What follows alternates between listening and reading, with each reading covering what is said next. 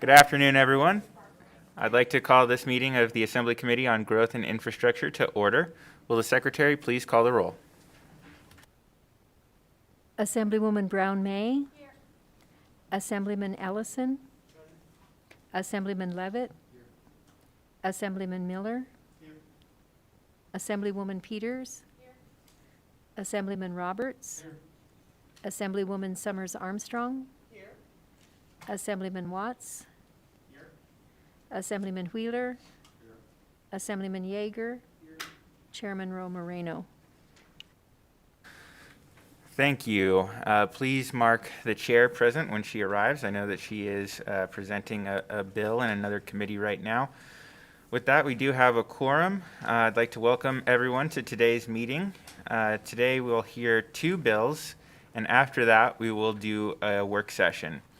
We'll be limiting all testimony to 2 minutes, and we encourage anyone to submit additional testimony in writing to be included in the record and uploaded to Nellis for everyone to see. For those attending virtually and in person, we encourage you to register in Nellis however you prefer. Please remember to select your position in the agenda item. You can submit opinion or testimony online for up to 48 hours after each meeting. For those joining us in person, just a reminder to please remember to wear your mask and observe social distancing while you are in the meeting room. And then, with that, I believe we can get right down to business today. We're going to start with Senate Bill 387. I'll open the hearing on SB 387. Senator Harris, welcome. You may proceed whenever you are ready.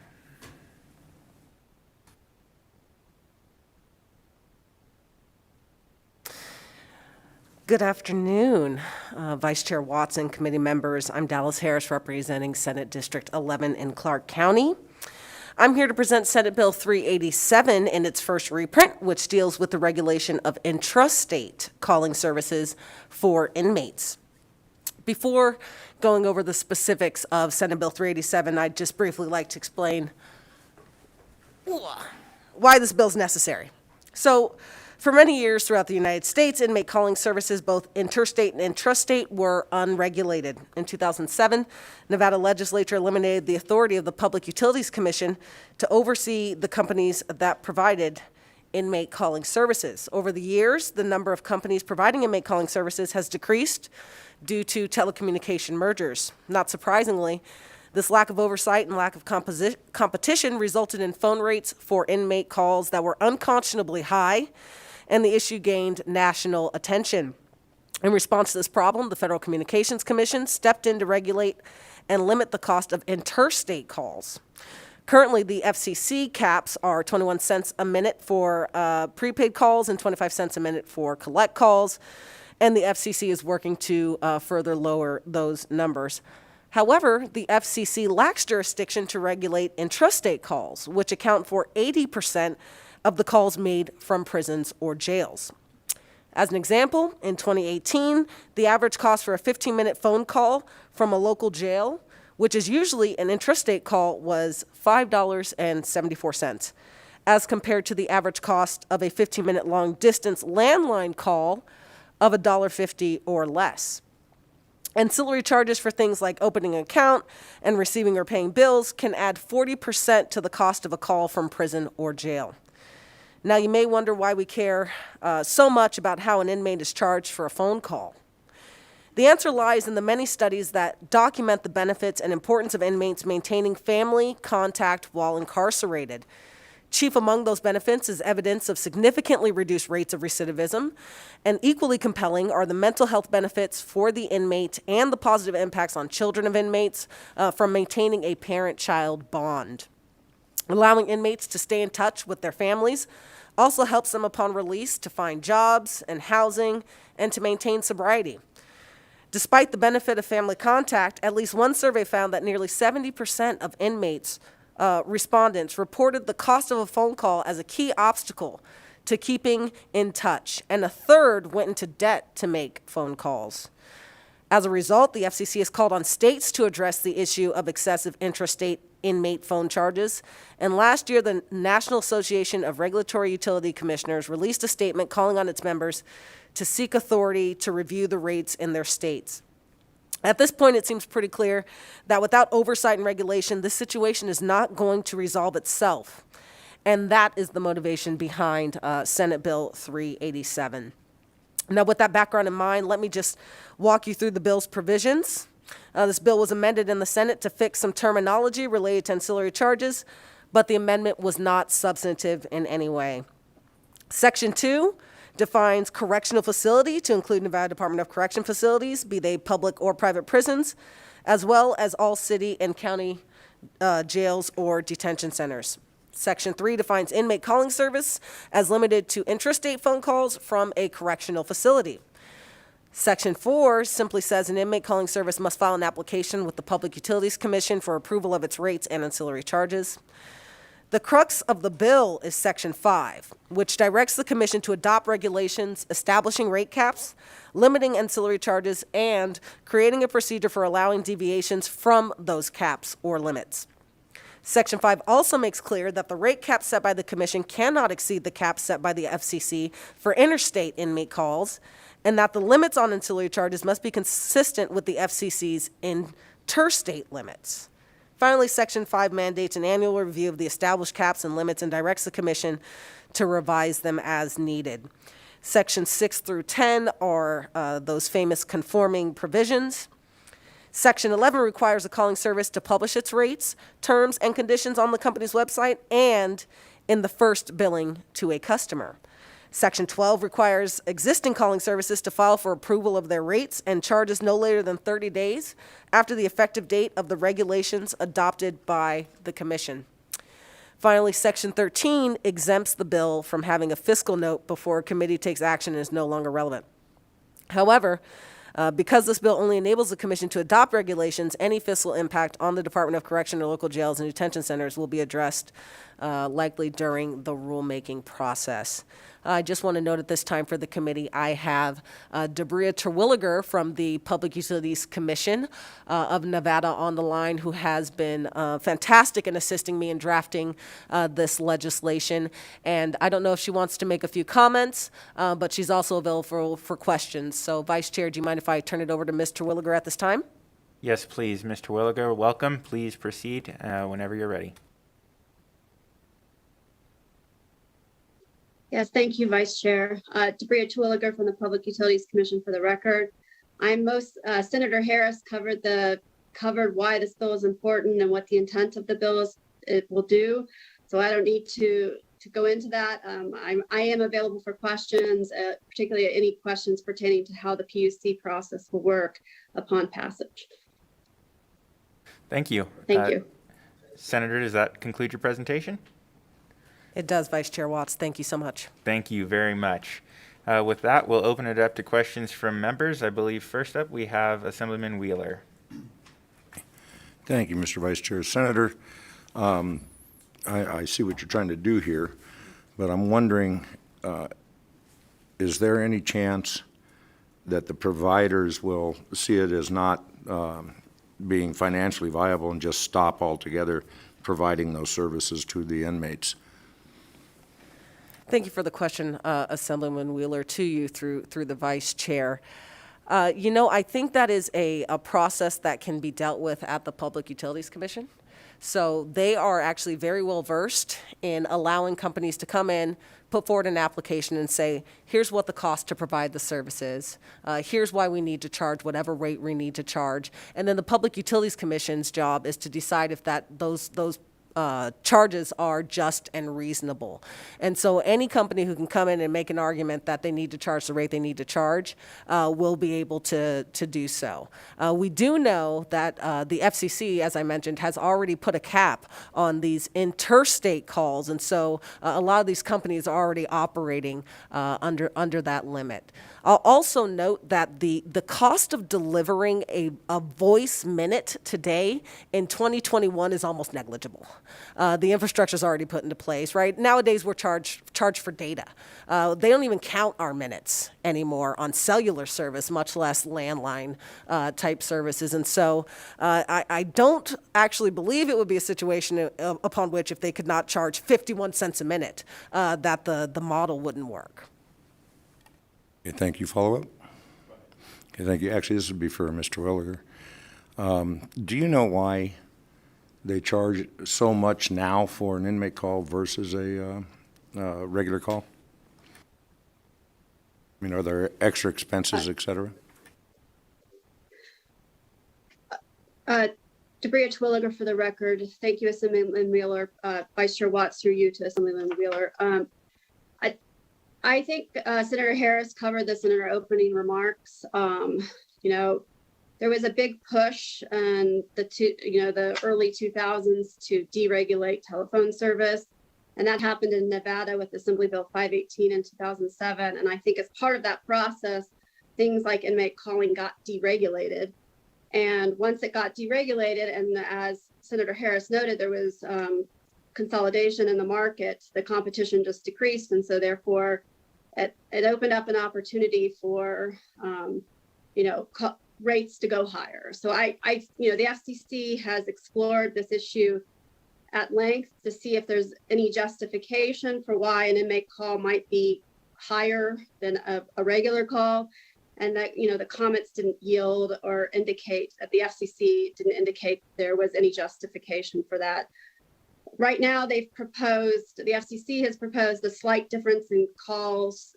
And the FCC has proposed in a rulemaking, they haven't adopted it yet, a slight 2 cent or 3 cent difference per minute for calls between jails and prisons, just because they thought there might be a difference in the cost of providing service in a smaller jail versus a prison. But based on my review of the record at the FCC, I don't think there's any support for this idea that an inmate call is more expensive than a regular telephone call. And I did want to just provide also a note about your earlier question, that the provisions of this bill also provide what I would call a relief valve, or something. If an inmate calling service provider comes to the PUC and says, it's going to cost us more to provide service than the rate caps that you put into place, it allows them to make that justification, to make their case why the rate caps that the PUC will set via a rulemaking, or a rulemaking process, I should say. Why it allows that inmate calling service provider to say that those rates won't be just and reasonable and won't allow it or permit it to recover its cost. So there is a process in place in case it's just too expensive for one particular inmate calling service provider in Lincoln County, Pershing County, wherever that might be. If they would come to us and say it's more expensive than your rate cap, they're allowed to make that case, and we will take that up in like a quasi rate case to explore why it costs them more to serve that jail, for example. Thank you. Thank you. Also, just for our presenters, I'd like to just note that you can go directly to the member moving forward. Also, one other note that I would say is that while with the consolidation, there may be still some options for the Department of Corrections to consider, the inmates themselves only have one option. And so we know that while general phone customers have choices and that competition can help keep prices lower, that's not necessarily the case for inmates. So And Vice Chair Watts, if I may just very quickly, this is the one time you will hear me give Nevada Department of Corrections a shout out. They actually already are providing these services, I think, at about 11 cents. They're at the FCC cap, well below. What we see is a lot of local jails who are charging some of these higher exorbitant prices. And I think that's a function of the fact that I believe Department of Corrections is contracted with CenturyLink, who operates across the country. And so they're actually already keeping their rates as low as we'd like to be seeing. Thank you very much, Senator. We'll go on. I believe Assemblyman Yeager has some questions. Thank you, Vice Chair. A couple of questions, Senator Harris, and both of them relate to Section 2 of the bill, the definition of correctional facility. The first question I have is, does this apply to juvenile facilities or places where juveniles would be housed, or is it only going to apply to our adult facilities in the state? Thank you for the question, Assemblyman Yeager. It's my intention that it should apply to juvenile facilities, and if I need to make that a bit more clear, I'm more than willing to do so. Follow up? Thank you for that. I'm not sure if you do. I just noticed that it talks about the Department of Corrections, so I had some concern that maybe the definition wouldn't be broad enough to cover some of our juvenile facilities, but certainly we can get some guidance from legal on that.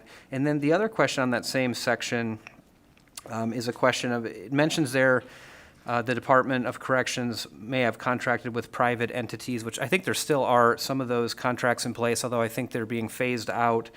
But my question was, we have scenarios where sometimes our Nevada inmates are transferred out of state, sometimes for safety reasons or other reasons. So is this only going to apply to facilities located in the state of Nevada? I assume it would, because the PUCN regulates the state of Nevada, but I just wanted to get on the record that was your intent, that it would apply to only facilities here in the state.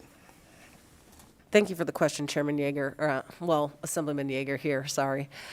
Yes, it would only apply to facilities within the state. I think there's some jurisdictional issues that we have to consider. As you mentioned, the Public Utilities Commission of Nevada can only regulate operators as they are here, and we're actually only talking about calls within the state of Nevada anyway, so, yeah. Thank you. I believe we have a question from Assemblyman Roberts. Thank you, Vice Chair. And, thanks for the presentation. I appreciate you bringing the bill forward. My question is, and you may have said it in your opening, and I apologize if I missed it. FCC regulates, obviously, state-to-state calls. In-state is currently unregulated, right? And so this would provide some oversight and regulation on that with this bill. So what drives the rate costs now? So is that purely up to the discretion of the jail or whoever's signing those contracts, and is that pretty much how it's determined now? Thank you for the question, Assemblyman Roberts. Yes, I would say traditional market forces, how many actors there are, which is why we've kind of discussed the fact that there's been quite a bit of consolidation, and the contract between the jail and the provider. And just a brief follow-up. And do you know of any facilities in the state that share some of the, like, get money back from these calls? Like, say, and I'm not aware of any, but in your research, did you come across any of that? Thank you for the question, Assemblyman Roberts. I'll try and tread carefully here. I have not read any of these contracts personally, but it is my understanding that there may be some financial benefit to in the exchange for these phone call rates inside of the setups, how they operate together. Thank you for the answers. Thank you for the question, Vice Chair. Thank you. Members, are there any other questions for the presenters? Assemblyman Miller. Thank you, Vice Chair. Thank you, Senator Harris, for bringing this bill. It's really important. It's close to me, as I have had some very close family members that made repeated, contacts with my grandma, my mother, and my aunts, and they had really high bills. I'm curious to know, and this is just for, I guess, for understanding, those bills, the cost, it still falls on the person receiving the call, correct? Thank you for the question, Assemblyman Miller. That's a good question. I'm not entirely sure that it always does. I know when you make a collect call, the call will fall upon the receiver, but it is my understanding, and I could be wrong, so I'll double check this and circle back, but it's my understanding you could also have some money on your books and pay for the call that you're making, and that way you don't have to make a collect call. Okay. Thank you very much. Go ahead. If at all possible, I would also like to be a sponsor on this bill. It would be my pleasure to have you. Thank you. Next, we have Assemblywoman Summers Armstrong. Thank you. Vice Chair. Thank you, Senator Harris, for this bill, very thoughtful and timely. Do you by any chance know how much money was spent on calls in either 2019 or 2020? How much money are we talking about, please? Thank you for the question, Assemblywoman Armstrong. I do not actually have that number, but I'd be more than happy to dig into it for you. I'm pretty sure we could find the statistics on that. Let's see. I do know, I can tell you that according to the Prison Policy Initiative, the highest cost of a 15-minute call from a local jail in Nevada was about $14.25. That's almost $1 a minute. And so these charges can rack up fairly quickly. Follow-up, Chair. Thank you, and I would also like to be added as a co-sponsor on this bill, and I just appreciate with all that you have done this session to be sensitive to these issues of justice, and I'm very, very proud to participate. Thank you. Thank you. I appreciate that, Assemblywoman Armstrong, and it's absolutely my pleasure. Thank you. Members, any additional questions for our presenters? Seeing none, I would just note that I think this is an extremely timely measure, especially with recent news about resuming visitation, especially within the Department of Corrections, starting up on the 1st after a 14-month hiatus, and the importance of contact with friends and family members and loved ones as part of the rehabilitation process, and the need to have a range of options available for people, including in-person visitation as well as options for remote contact. So appreciate you bringing this measure forward. With that, I believe we can move on to testimony on Senate Bill 387. We'll start with testimony in support.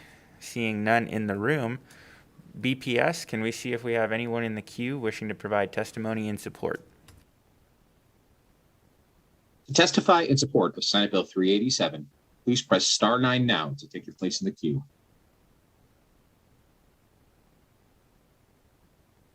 Caller with the last 3 digits of 080. Please slowly state and spell your name for the record. You will have 2 minutes and may begin. Hi, Jim Hoffman, Hoffman, Nevada Attorneys for Criminal Justice. I'm also testifying today on behalf of the Clark and Washoe County Public Defender's offices. We support SB 387. For incarcerated people, phone calls are a lifeline to the world. With COVID, it's impossible for incarcerated parents to see their children or for spouses to see each other. Even without COVID, many people are incarcerated far away from their homes. If a person is in prison in Ely, his wife and children can't easily drive up from Las Vegas and visit him. Phone calls are the only way that many families can remain in contact.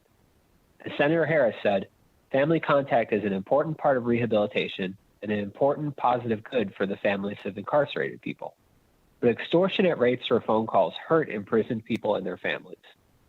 Here's a specific real-world example.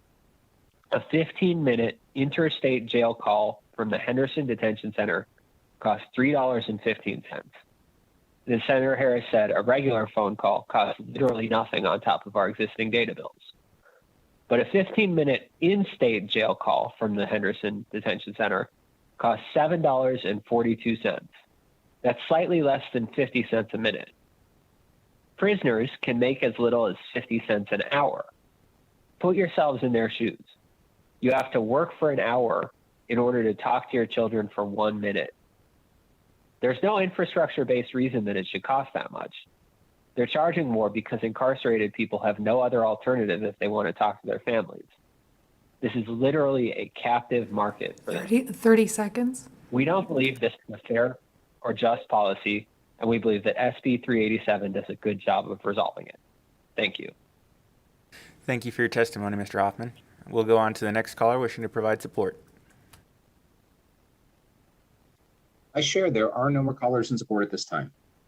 Thank you. With that, we'll move to testimony in opposition of SB 387. Seeing none in the room, let's see if we have anybody joining us by phone.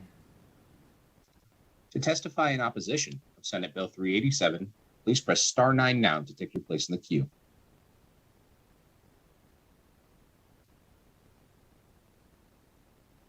Vice Chair, we have no callers in opposition.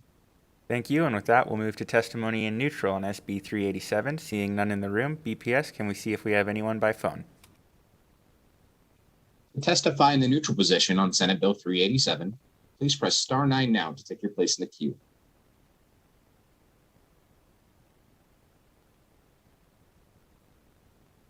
Vice Chair, we have no callers in neutral. All right. Thank you. Senator Harris, are there any closing comments you'd like to make? Thank you so much, Vice Chair Watts and committee members, for your time and consideration. I did this on the Senate side, but I think it'd be helpful to do it here as well. I just want everybody to kind of close their eyes and go back in time to when you had to pick your Fab Five, right, where your minutes would be free, or where your calls were free if you made them after 7 o'clock. Right? And that was the main driver of your cell phone bill and your costs, right? That was the win. Nowadays, nobody cares how many you could call long distance, you can call interstate, right? Like the cost is really about data these days, and there's a reason for that. It's because technology has made its way down a path where to deliver a voice minute is fairly cheap. There is no reason for us to allow these barriers to continue to be in place for folks who are in jail to communicate with their families, especially when we know that that is one of the best ways to ensure that they don't return. So thank you all for your time, and I hope you all have a great day. Thank you very much, Senator, again for the presentation. With that, I will close the hearing on Senate Bill 387, and we'll open the hearing on Senate Concurrent Resolution 8, which will be presented by one of our fellow committee members, Assemblywoman Peters. I believe we may also have Mr. Lawrence joining us by Zoom, very reminiscent of yesterday. Same room, different committee. So with that, Assemblywoman Peters, you may proceed whenever you're ready.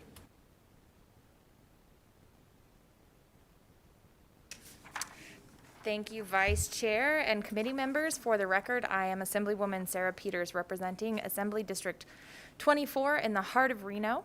I'm here to present Senate Concurrent Resolution 8 today for your consideration. This measure is a result of the work accomplished by the Legislative Committee for the Review and Oversight of the Tahoe Regional Planning Agency and the Marlette Lake Water System, which is a mouthful, during the most recent interim. Those familiar with the work of the committee, which I don't know if any of you, barring Mr. Wheeler, would have. It's really a fantastic interim committee if you have the opportunity to serve on it. It does bring you to northern Nevada quite frequently, but you get to spend most of your days around Lake Tahoe. However, if you are familiar with the committee, we receive input from the Tahoe Regional Planning Agency and Tahoe Transportation Districts. You may be aware of the safety and economic problems associated with congestion along the roadways and concerns about greenhouse gas emissions related to that congestion and other stormwater runoff pollution, decreasing the lake's clarity and infrastructure that is due for replacement. If you have been up there to visit, you will know that it is not an easy task to get from one point to another along that highway. And there's limited public transportation. Simply building more roadways in the area surrounding Lake Tahoe is not an economically or environmentally feasible solution to address the problem of traffic congestion. With an estimated 25% increase in visitation expected by 2035, transportation around the Lake Tahoe area will become an increasingly important issue to address and a more difficult problem to solve the longer we wait. And being a local resident here, having lived all of my life in this region, I can tell you right now that the issue is there. This isn't a pending problem. Senate Concurrent Resolution 8 requests that the existing bi-state working group on transportation work collaboratively to develop a list of transportation priorities and projects for the Lake Tahoe Basin to be accomplished over the next 5 years or more. This list, which will be presented in the committee's first meeting, this is the interim committee, during the 2021 legislative interim, is requested to include an assessment of the costs and benefits of each project in protecting and enhancing the ecosystem of the Lake Tahoe Basin, coincide with both Nevada and California's goals, benchmarks, and targets for addressing climate change, identify potential funding recommendations and any equity barriers resulting from those recommendations, and other barriers, both monetary and non-monetary, for implementing an effective transportation system on the Lake Tahoe Basin. During the interim committee, we heard from some stakeholders who had gone through a process of assessing the best option for addressing transportation issues in the basin. They came up with one option that ultimately became unfeasible because of the pandemic and budgetary issues related to where we are today. So we are asking them to reconsider, not necessarily not pursuing that option, but put it on the back burner until we're in a better position to address it. And instead look at smaller projects, things that will take us bite by bite to a place where we can get to addressing some of these problems. We all know from this committee that transportation is not a singular and unified issue.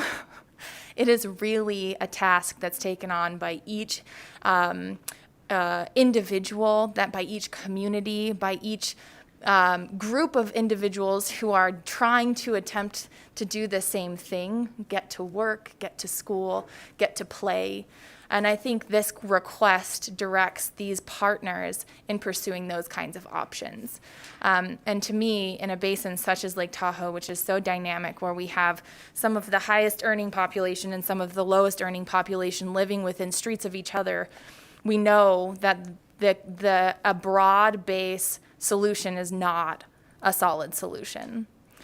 And with that, I do have Jim Lawrence here today to help answer questions. He's been working with the TRPA groups around the transportation issue for a while, and I would open it up to questions as the vice chair will allow. Thank you very much for the presentation, Assemblywoman Peters. Mr. Lawrence, is there anything you'd like to add before we open it up to questions?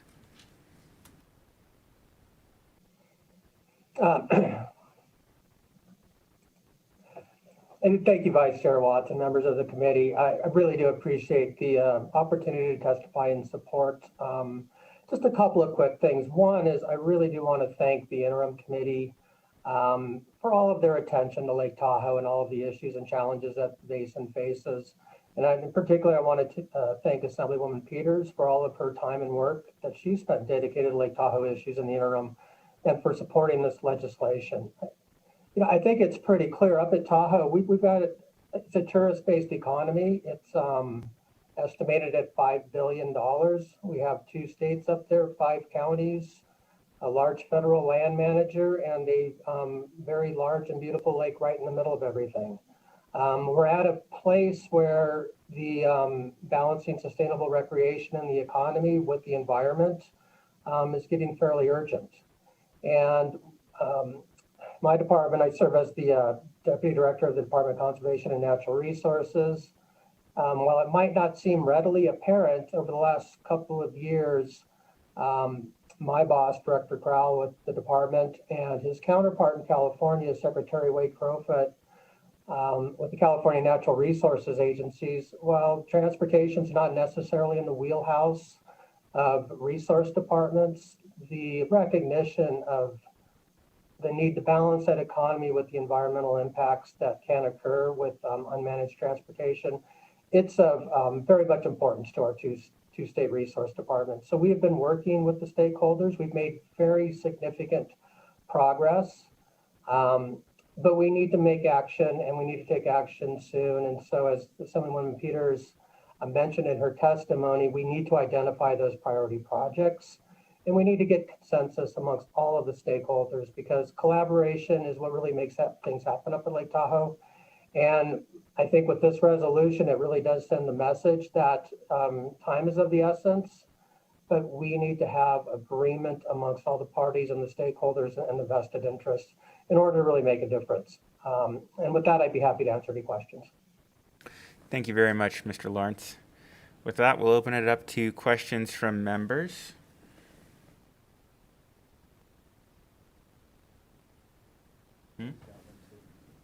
Assemblyman Levitt.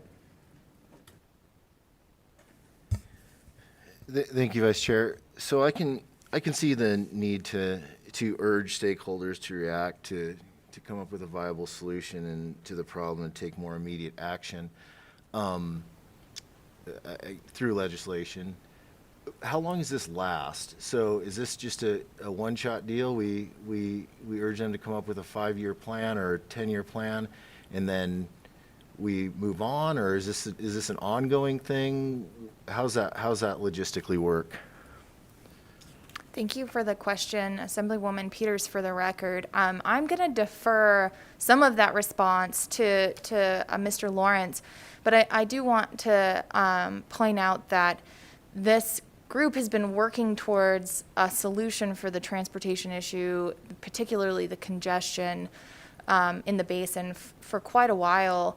And we've taken small chunks, right? We've enhanced roadways, we've enhanced parking and access in certain areas. We've invested in certain projects that have helped in small ways in certain areas. And we're asking them to continue to do that effort. The real benefit that I see of asking for them to continue to develop options right now and within the next 5 years is we have potential infrastructure funding dollars coming in as part of the rescue funds and the federal government's investment in recovering from the pandemic. And if we can get these projects into a condition of shovel readiness, then we can try and put some of those dollars to those projects. That has been a huge hurdle for some of these smaller projects in regions that are very specific. And I'm hoping to help overcome some of that by encouraging that we just get moving on it and don't put it aside because the cost-benefit analysis isn't quite getting there when we're talking about state dollars or local dollar investments. These federal dollars are really going to be a huge boost for that. But I will let Mr. Lawrence respond as well.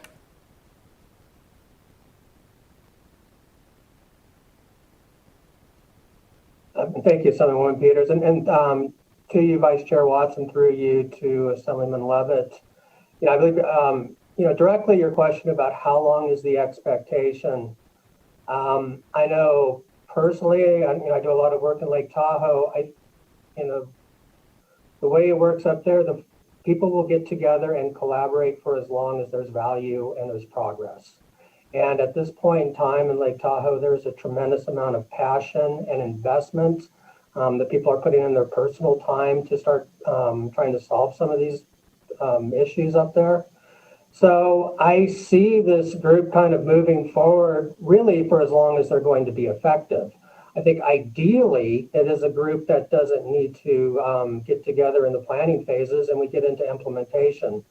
Couple of recent things. Yesterday at the Tahoe Regional Planning Agency Governing Board meeting, the TRPA unanimously adopted the next plan for the regional transportation plan for the basin.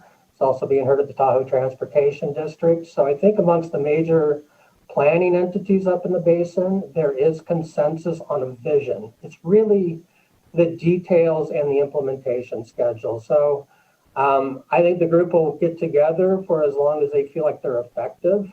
I have no expectation that people will get together if it's just time wasted. And, to date, the bi-state group has achieved a lot of accomplishments. We've got some work started on the priorities. We've had some pilot projects roll out. We have some memorandums of understandings in place for maybe regional transportation, connecting the mega regions with the Tahoe Basin.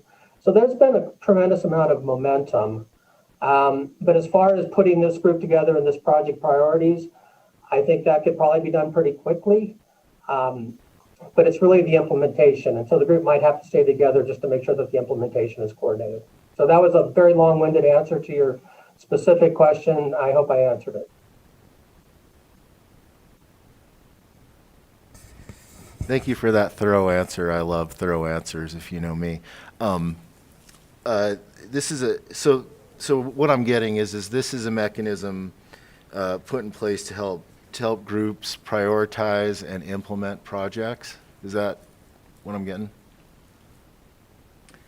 Thank you for the question, Assemblywoman Peters, for the record. And to express our support for that effort, which I think, I mean, not expressly saying that we would continue to be partners in pursuing legislation as necessary and being partners in pursuing funding at different levels as necessary.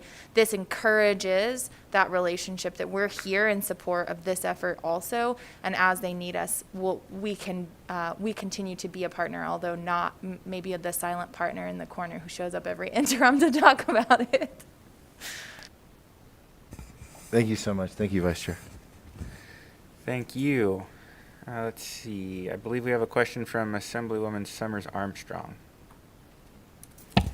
Thank you, Vice Chair, and thank you, Assemblywoman Peters.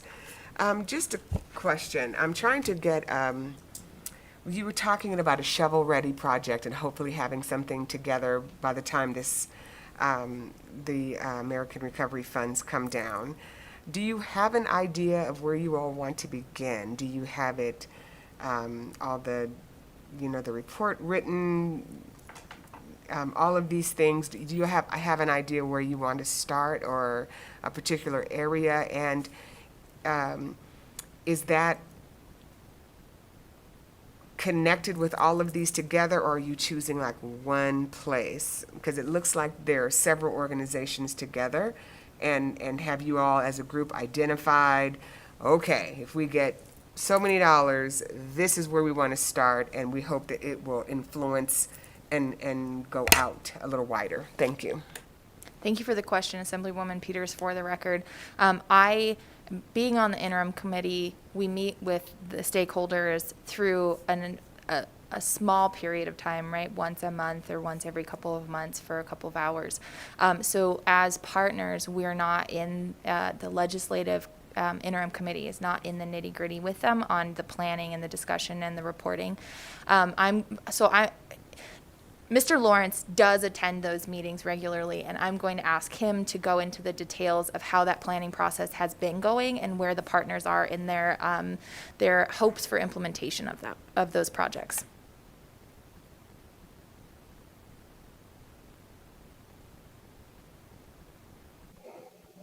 Thank you. Again, Jim Lawrence for the record. Excellent question, Vice Chair Watts, to you and through you to the Assemblywoman. There is general agreement on a vision for the top priority projects. And to do that, I'll kind of step back. Lake Tahoe has got such a unique transportation challenge in that it is, a very popular tourist destination. But it is also home to many workers and commuters, either between the valley and Lake Tahoe or vice versa. But we know, looking at the transportation system and looking, past over the years, the main challenges, and it's becoming even worse, are really the peak recreation visitor days. It's kind of that during, peak ski seasons or during the summer times at the beaches, the system just becomes overwhelmed. So, a lot of the priorities we've been talking about is how do you address that most urgent problem? And so we've looked at the basin and sectors, basically. So on the Nevada side or northern Nevada side of the lake, we look at what we call the Highway 28 corridor, which is where the popular beaches are in Sand Harbor. For the South Shore and City of Pacific Lake Tahoe, we have challenges and we need to reinvest in the communities in the South Shore's revitalization project in order to get some microtransit set up. On the California side, Emerald Bay has the same problems and challenges as the beaches on the East Shore. So that's really kind of how do we manage for a sustainable recreation system. The visitor experience there, getting people out of their cars, maybe taking shuttles. And then the northwestern quadrant up around Tahoe City on the California side, they get certainly a lot of summer visitors, but that's where a lot of the ski areas are. And so the wintertime visitor is a real challenge there. And so Placer County, which is home to a lot of those ski areas, they're looking at trying to get additional bus lanes in order to give priority to buses to get people to the ski areas back and forth. So there is that vision of how do we take, you know, the worst of the problem and try to make it better. But it's the details that we really need to get specific on. The phasing, your question about, okay, if there was a pot of money, which project would it go to first? I think that's the next step that this concurrent resolution does. It takes those larger priorities and really gets more specific, so we can get to that point. And then a large part of it is really to get to a point where we can get free transit to everybody up there, because we know people will take public transit if it's free and frequent. And so that's another one of the goals. We have a variety of, I'm sorry, Sarah Peters for the record. We have a variety of community advocates as well who are participating in these conversations. Our working families up there in particular have different complaints about transportation and access than our vacation families, right? And so they are strong partners at the table talking about things like the microtransit and the accessibility of resorts to the working family homes, even related to the access to homes up there, which is not, it's almost as, well, I would say it's worse than in some of our other regions. That gentrification has happened and people are getting pushed out of their communities. And so how do we keep those working families connected to the jobs that, you know, we need them for to meet those goals of tourism, but also don't want to, we have to find that balance, right? Like in those communities of how do we regulate and ensure those are all folks are taken care of. And I also wanted to mention, just the other day, I heard a story about a new gondola service going in as an option for transportation, which is mostly for the tourism base, right? But that gets people off of the roads. So those are all different projects we've been seeing coming through. Thank you. I'd also mentioned that yesterday we heard in the Natural Resources Committee another resolution calling for the continuation and expansion of the East Shore Trail project, which is a multimodal trail that with parking nodes that can help relieve some of the congestion on the Nevada side of the lake. So, members, are there any additional questions? Assemblyman Wheeler. Thank you, Mr. Vice Chair. I'm not sure what good this is going to do. For 20 years, I've been hearing about all these projects we're going to do up there, and everybody's going to get together. I've had a ferry across the lake. We've had the loop road. We've had a light rail. Now I'm hearing for the first time about a gondola. And I'm wondering when we're actually going to do something, when we're actually going to be able to get these people together and do something up there, because it needs to be done. I've got no problem with this resolution. I just want to see us take it to the next step. And it's almost impossible to work with California and the federal government to get any of this done. I'm wondering if the next resolution should, I guess this is more of a statement, sorry, Mr. Vice Chair. I wonder if the next resolution says Nevada's just going to do our side ourselves. Thank you. If I may respond, Sarah Peters, for the record, that was a similar feeling to what the interim committee felt coming out of this last interim is, you know, these long off projects that take a while to develop regulations for and develop policy for and practices and get investment in and stakeholder involvement in just are too long. And that's part of the nexus of this, the impetus of this resolution is, how about we take a smaller bite and look at projects we can actually get done and set a timeline for getting this team we have, this coalition of people who are invested in these problems together to prioritize and get us on a definitive date. Therefore, 5 top priorities to kind of flesh out and ensure that we're all on the same page. Thank you. Any additional questions? All right. Seeing none, thank you both for the presentation. With that, we will move on to testimony on SCR 8. We'll begin with testimony in support. Seeing nobody in the room, Broadcast Production Services, can we see who we have on to provide support testimony remotely? Testify in support of SCR 8. Please press star 9 now to take your place in the queue.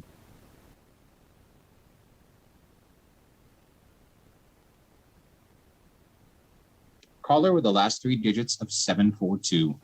Please slowly state and spell your name for the record. You'll have 3 minutes and may begin. My name is Emily Walsh, EMILYWALSH, and I appear today on behalf of the League to Save Lake Tahoe in support of SCR 8.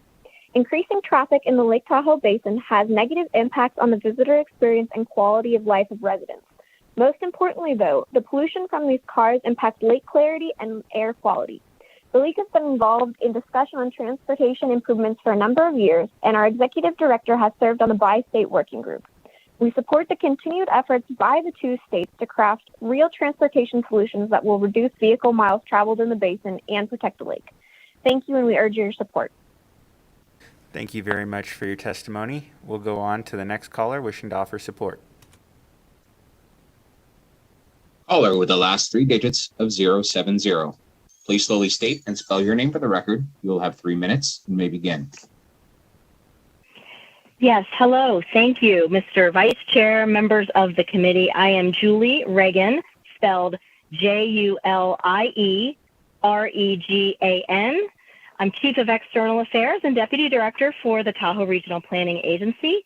I'm speaking today on behalf of TRPA in support of SCR 8. TRPA would like to thank Assemblywoman Peters for bringing this item before you today, as well as the leadership of Senator Ratty and all members of TRPA's Legislative Oversight Committee who you've heard about today. We appreciate this discussion on transportation. As you know, Tahoe is the backyard for Northern Nevada's growing population, and the COVID-19 pandemic demonstrated the importance of public recreational opportunities for the region. While many resort destinations were empty because of COVID closures, our beaches, trails, and roadways were crowded with visitors seeking refuge in the great outdoors. Congested hotspots around the basin underscored the vital need for this improved infrastructure that we've all discussed today. Acting in our capacity as the federally designated Metropolitan Planning Organization, or MPO, as Mr. Lawrence indicated, our board yesterday voted unanimously on the update of our regional transportation plan. And this is a $2.4 billion plan calling for investment in transportation projects to improve transit, trails, technology, and community corridors like Highway 28 around the entire basin. And as was mentioned, this bi-state consultation will continue to work in the future. 30 seconds. And we are actively engaged in the driving consensus around funding solutions to implement the plan. So thank you all for this really important discussion that affects the quality of life of our residents, our commuters, and our visitors. Thank you for the opportunity to comment. Thank you very much for your comments. Let's go on to the next caller. Vice Chair, we have no more callers in support of SCR 8. Okay, thank you. With that, we'll move on to testimony in opposition. Seeing none in the room, BPS, do we have anyone wishing to provide opposition testimony remotely? To testify in opposition of SCR 8, please press star 9 now to take your place in the queue.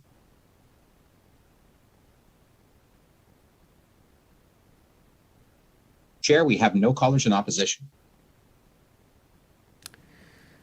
Thank you.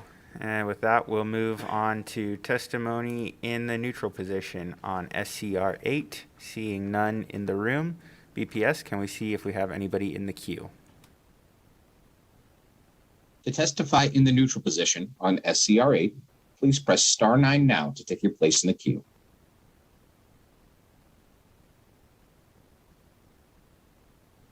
Vice Chair, we have no callers in neutral.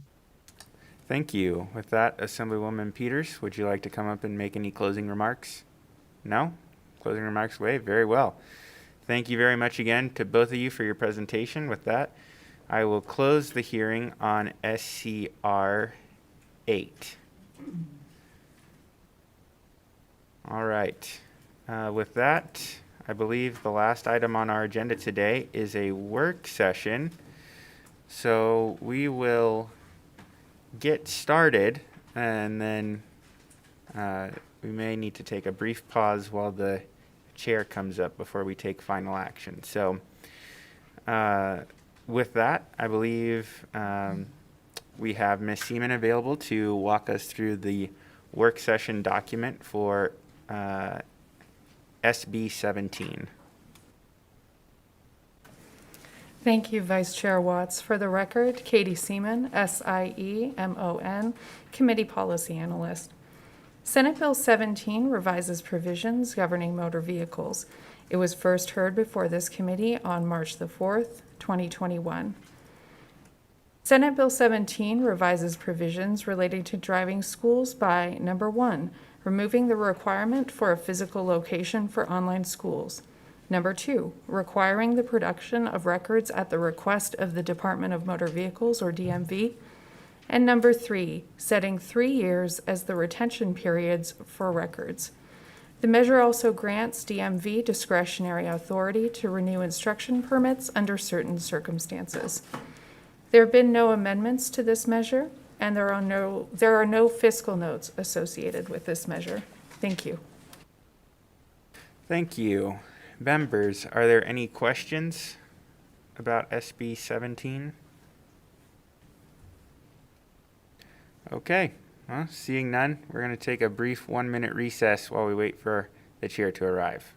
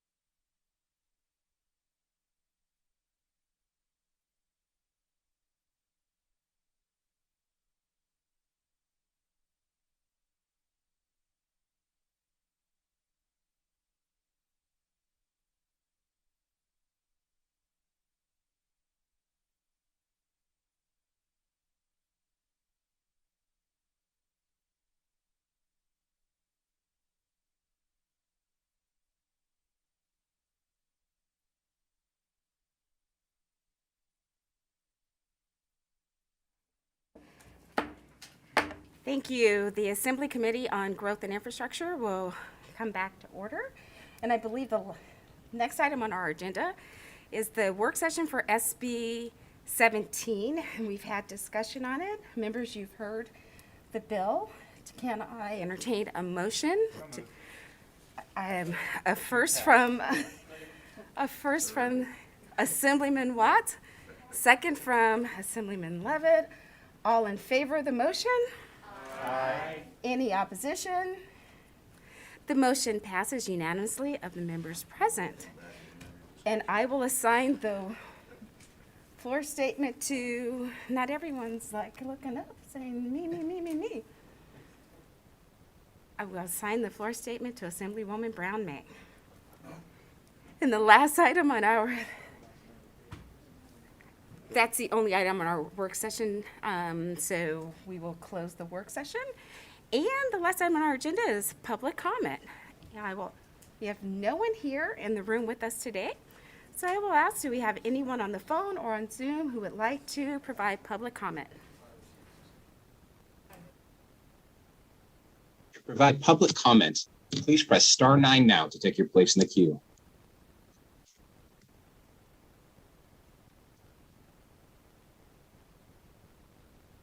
Chair, we have no one wishing to offer public comment. Thank you so much. And with that, members, I appreciate your patience with my scheduling for today. This meeting is adjourned, and I will see you on Tuesday.